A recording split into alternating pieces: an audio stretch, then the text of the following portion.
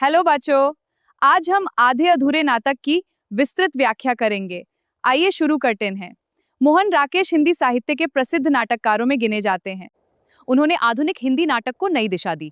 उनका नाटक आधे अधूरे हिंदी रंगमंच का एक अत्यंत महत्वपूर्ण और चर्चित नाटक है। ये नाटक आधुनिक शहरी मध्यवर्गीय परिवार की टूटती हुई स्थितियों को दर्शाता है। यह नाटक केवल एक परिवार की कहानी नहीं है, बल्कि आधुनिक समाज की उस सच्चाई को दर्शाता है जहां हर व्यक्ति अपने जीवन में अधूरापन महसूस करता है। प्रत्येक पात्र मानसिक, भावनात्मक और सामाजिक रूप से अधूरा है। इसी कारण नाटक का शीर्षक आधे अधूरे अत्यंत सार्थक है।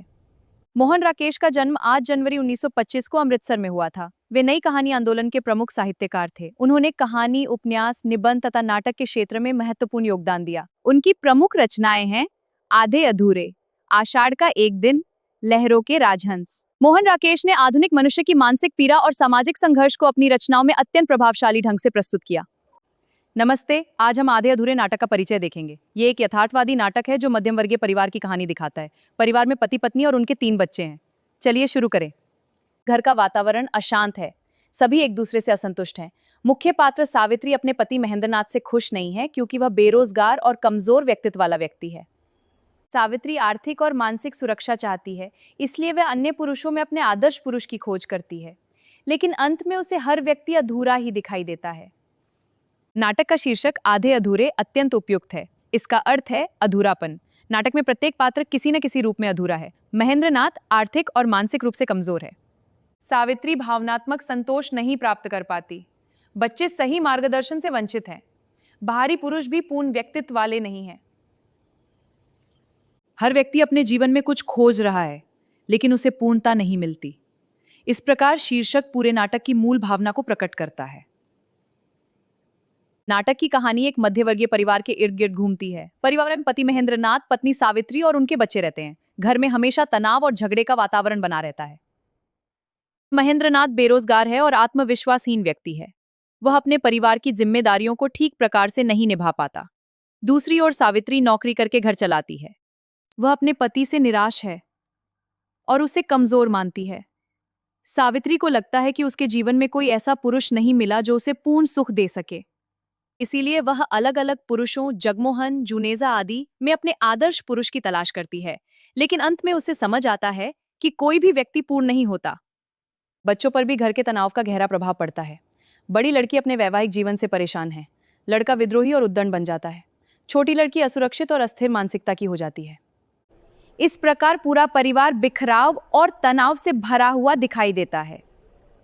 सावित्री नाटक की मुख्य पात्र है। वह आधुनिक मध्यम वर्गीय स्त्री का प्रतिनिधित्व करती है। आत्मनिर्भर, महत्वाकांक्षी, असंतुष्ट, संघर्षशील और भावनात्मक रूप से बेचैन। वह अपने पति से संतुष्ट नहीं है क्योंकि वह परिवार की जिम्मेदारियां नहीं निभा पाता। सावित्री आर्थिक सुरक्षा और मानसिक संतोष चाहती है। वह जीवन में पूर्ण पुरुष की खोज करती है, लेकिन अंत में उसे हर व्यक्ति अधूरा लगता है। सावित्री का चरित्र आधुनिक स्त्री की मानसिक पीड़ा को दर्शाता है। महेंद्रनाथ सावित्री का पति है। विशेषताएं: बेरोजगार, आत्मविश्वासहीन, कमजोर व्यक्तित्व, परिस्थितियों से हार चुका व्यक्ति। वह अपने परिवार को आर्थिक सुरक्षा नहीं दे पाता, इसी कारण पत्नी और बच्चे उसका सम्मान नहीं करते। महेंद्रनाथ, उसका चरित्र आधुनिक पुरुष की विफलता और असुरक्षा को दर्शाता है।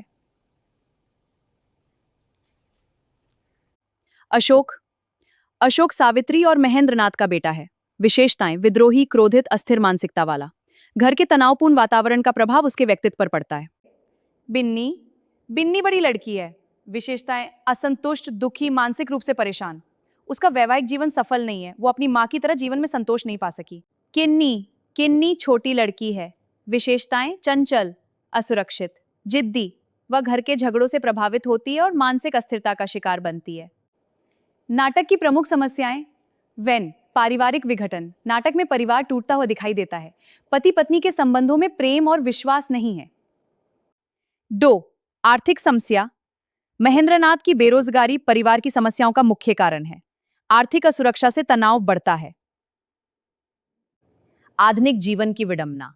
आधुनिक जीवन में व्यक्ति अकेला और असंतुष्ट हो गया है। सभी लोग सुख की तलाश में हैं, लेकिन संतोष नहीं मिलता। स्त्री की स्थिति। सावित्री आधुनिक स्त्री की संघर्षशील स्थिति को दर्शाती है। वह आर्थिक रूप से सक्षम है, फिर भी मानसिक संतोष नहीं पा रही।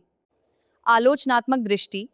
कुछ आलोचकों के अनुसार सावित्री का चरित्र अत्यधिक महत्वाकांक्षी है, वहीं कुछ लोग उसे आधुनिक स्त्री का सशक्त प्रतीक मानते हैं। मैम, क्या हम चर्चा कर सकते हैं? नाटक की सबसे बड़ी विशेषता यह है कि इसमें किसी एक व्यक्ति को दोषी नहीं ठहराया गया। सभी परिस्थितियों के शिकार हैं। अच्छा है, मेरी बातें आपको अच्छे से समझ आई होंगी और अगली क्लास में मिलते हैं। जो न समझ आए उसे कमेंट में लिखना, मैं उसे आसान करने की कोशिश करूंगी।